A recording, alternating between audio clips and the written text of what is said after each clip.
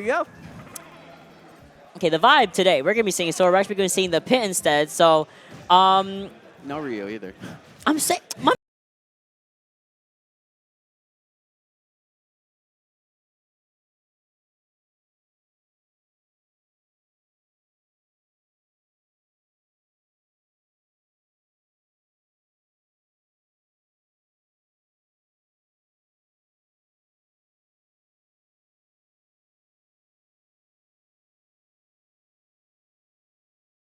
Man's a liar. Yeah. Ryu's Fighting Academy. Where's the Ryu in question? No, we're saying Pit instead. Pit, Kayhem honestly taking a little bit of damage here coming in from Romani on this Sora, who hasn't made a big name for themselves in the recent times. I mean, you saw on the stat screen they got at least between 9th and 13th place, respectively, over the course of a couple of weeks with big numbers, about 30 to 30 people or more. So it's going to be a matchup for Kayhem to get through as we go on Battlefield, going with dash tag and trying to get an edge guard and his beautiful coverage off of the Thunder into the up air instead. I'm just trying to like this is like kind of like the same character in like certain aspects of it. Like they kind of have the same floatiness. It's like just in that last interaction. It's like which one's which again? But so I've never really seen that this much. Anything you remember about the last time? I mean, from the last time I've been on like college thesis grind, my senior grind at 3 weeks after college, which is kind of crazy. So I have not been paying too close attention to what everyone has been playing against recently. But I mean, we did see that Kayhem was up 1, but now it's really looking like Romani is just putting in the effort, putting in that gameplay advantage. I mean, look at the edge guard, Sora being so good at that, getting the ledge up as well, and going for the up air, unfortunately missing the up tilt, but it's A-okay as Kayhem now in the lead here, at least position-wise, in the lead with the ledge guard. This is some Dragon Ball Z. Like everyone's just like floating off stage forever. Like really, people say that, and this is like actually one of those games. I love Dragon Ball. Yeah. Oh my goodness, please don't play with me with Dragon Ball. That confirmed is not going to quite at this point, but it looked good to me. Oh, we're holding ship for quite a while here, whiffing the up B, but thankfully side B is easily usable right after that up B, leaving a Romani to be alive a little bit longer than expected, especially as Sora being a lighter character. Dash tag not going to take it. Great use of that arrow to get rid of, kind of get some more percentage on Romani here as he continues his onslaught, coming in with the jab, the Nair 1, 2, 3 into the up air, trying to go for all these magic spells as well. Not going to get anything as Kayhem remembers. I have a reflector. Yeah, Romani's doing very good of not getting hit. Sorry, remind me again, I'm bad at this, but Pit is the Kayhem. Yes, okay, yeah. So Kayhem's actually doing a really good job. Like I always get hit by Sora's projectiles. Oh, me too. He has not been hit, like not nearly as much as I think that most Soras would want to hit you with your projectiles. So he did a really good job going back and forth, and there's a great parry. Great parry into Nair, also following up with a down air as well. I mean, now we're seeing Kayhem finally take a stock here. You only have 1 stock left, sub 50%. Not too impossible to deal with, but with Sora now kind of in a lead with this airspace. I mean, Sora being one of the floatiest characters in the game and having I would say the mix of like Kirby and Bayonetta, and not Bayonetta, and Bayonetta kind of, because the air combos are so good with this character, and he just is a beautiful. Kind of keep carrying. Yeah, he's a great fusion of them too. Well, who were the other characters you were thinking of? You said Kirby and Bayonetta, and then Bayonetta worked. Were you thinking of a different one or no? I couldn't remember who I was thinking of. Okay. I had to remember that all 80 characters in like 1 second. I was like, oh, GG's. It's a lot. It's so many, and there we go. I take back my earlier statement about avoiding. We just ended it on Thundaga or Thunder, yep. I guess, yeah. You say Thunder, because if Sora's yelling Thunder, I'm yelling Thunder. Okay. If it's called Thunder. But yeah, Thundaga gonna be the closer of this first game. We are only in best of 3 territory, so second, we are right on match point for Romani. The next game will be, hopefully, the ticket to continue on throughout winners, but Kayhem needs to kind of put a little bit more pep in his step here. I mean, the Sora Pit matchup, I don't see Pit in general. We don't play Pit around here. We don't know. I mean, the only Pit I've ever seen is Zachary's, and that thing is awesome. But oh, yes. There's not many people who can play any character like Zachary plays that character. So. I mean, Zachary's like, ooh, Zachary's up there. Oh, we're going to Mewtwo instead. And really switching characters. Interesting. Okay. I love it. I mean, I like that we're still in that floaty character match pool where we're our character pool, where Mewtwo is still floaty, but Mewtwo is a glass cannon. He puts out a lot of damage output. But at the same time, he is susceptible to dying so early for most of the big cast. Body to hit. Everyone complains about the tail. Oh, yes. I think there's some people that defend that it's really like you just play better and the tail's not really in the way, but it still seems difficult to me. No, not my type of character. I've seen deaths where it's literally just because the tail was like touching it, nothing else touching the hurt box. That kills me too. It happens, but thankfully, look, Kayham is bringing a complete different game plan here as we go over to the Mewtwo. Still on Battlefield, so all 3 platforms are really good for both characters to really restand and get their jumps back if they're going for air juggles, things like that. Now Romani is in the deficit by a lot, by almost over 100%, a whole stock. Yep, and we're done. We're going into stock 2 for Romani, and it just seems like this Mewtwo just continuing to do work. I mean, this is probably this is definitely what Kayham does play. I mean, the difference here is night and day. We are gaining the advantage. We're using that humongous range of that tail to just take Sora off stage. Beautiful coverage with that back air, but is it going to be enough? Unfortunately, not going to be completely resetting. Double shadow ball into like almost getting that up smash. Goodbye, Mewtwo. But then you're just dead.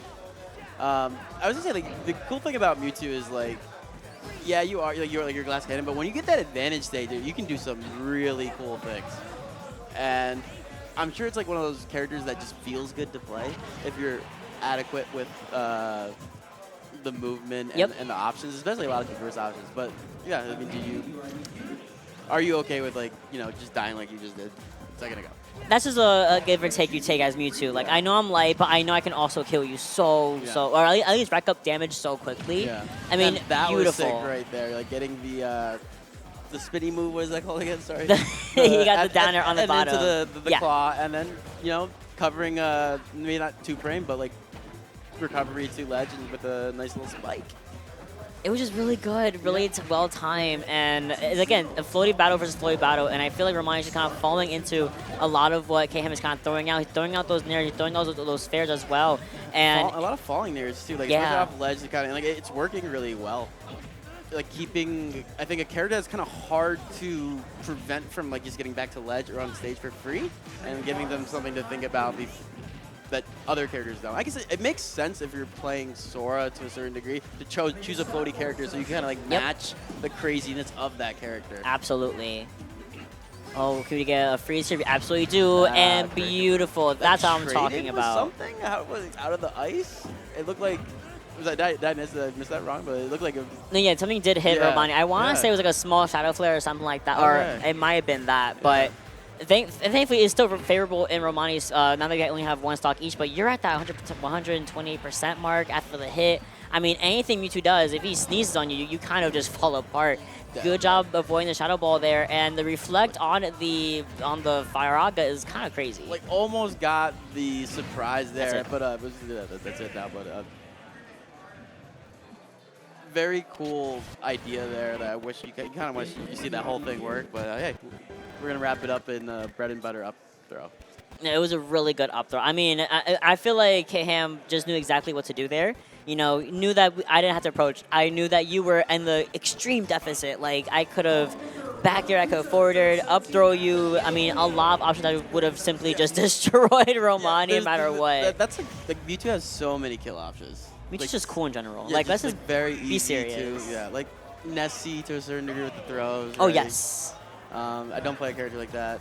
I wish I did. It's very nice. Like if I could just get a grabbing like at 120, 50 or whatever it is, just get a kill. Yeah, that'd be nice to get out of that. Oh, we went straight into game 3. All right. We're at match point here for either side. So again, only best of 3, first of 2. So let's go. We are going to see Romani trying to go for his edge guard, and the teleport coming in from Mewtwo going to be allowing Kayham to get back and kind of reverse positions here in favor of himself as we try to reset their situation and going off with the forward air first of all, missing the Blizzaga. I mean. Is it still looking good for Romani so far? Much more even than before. Ooh, a little more in favor of him now. No disabled, no freeze either.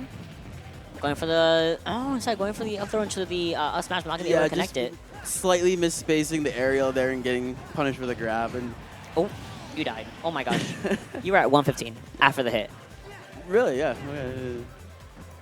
Done a little shot ball for some just to cover some range. Also for the forward air as well. And just slightly missing it. Really good teleport. Yeah, I feel like too, like the floatiness kind of helps you get out of some of potentially some of Sora's like things that work on heavier characters or fastballers, either or. Now what can you see here coming just from throw out Kayham? that shadow ball. It's like such a free like ledge trap tool. Oh yes. I mean also it charges, you know, so it gets bigger and bigger the longer you hold it. And look how it's pretty sizable. It kind of covers most of the area between the stage and the platforms. But finally, Romani getting that first stock off of Kham. Kham's still in a very dominating position here on this ledge, not really catering to where Romani wants to be, instead trying to take it for himself as we still try to get the reflector. Thankfully, Romani just able to float right over the float, as you said earlier, coming back to help Romani a little bit. Romani just kind of took the momentum from taking that first stock, and is just like he's not caught up, but it's like Kham hasn't got a hit since he took that last stock. Yep. And like we're still in disadvantage, sort of. We're still on back heel at least. And as soon as I say that, commentator said, "Now you're dead." Are you kidding me? You're not commentating until you get commentator's curse. It's like, that killed? Yes. Sora. That's a Sora thing. Is light. Yeah, He's a little boy. He's a little Disney boy. He's so little. He's so cute. He's so light. Unfortunately, just kind of dies. Where are your friends? Where's Goofy? Where's Mickey? Where's Donald Duck? We need a Zeta Flare right now. I fear. I didn't see the present. Oh! My God. That was beautiful. No, don't shake your head. That was beautiful. No, that was great. That was beautiful. I was just kind of grossed out by. That's the first time I really seen Mewtwo's foot, and it's like got like a prong. Oh, it's the three with the little three dots. Yeah, it was a little. If you don't look at Mewtwo too long, it's fine. But like, he's kind of gross looking. But it works. Like I actually, you just don't normally see like what they get hit with, and it was for slow mo. The slow-mo was like, hey, look at the toesy woesies real fast. All right, I want to see the replay. Yes, thank you. I want to see the replay of the last stock because that movement was just beautiful. I'm not going to analyze it. Wait, actually, I'm going to just slow it down a little bit.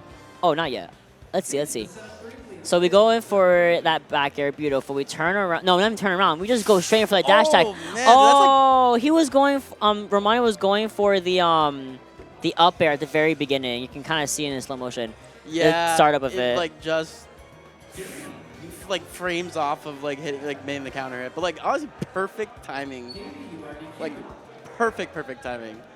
It was great. That was a movie scene. Like if you wanted to film that like Steven Spielberg, that's how he would have shot it. It was so pretty. I mean, the back air into the downer just so like effortlessly. Ugh. Our floaty's cool. Our floaty's cool. Yeah, are they cool? Mewtwo is cool. Okay, yeah, Sora's not cool. Sora, it depends on the Sora player. Yeah, it depends. I think some of the things Romani was doing in the first part, in the first game, like for example, this game that we're watching right now, or no, sorry, I guess the last game we were watching earlier, I mean, was very nice Sora play, for example. But I mean, like, Kham bringing out the Mewtwo, it was just a really different breed, honestly. Yeah, like a great counter pick, or I guess character counter. By Kham. It was just good. Kham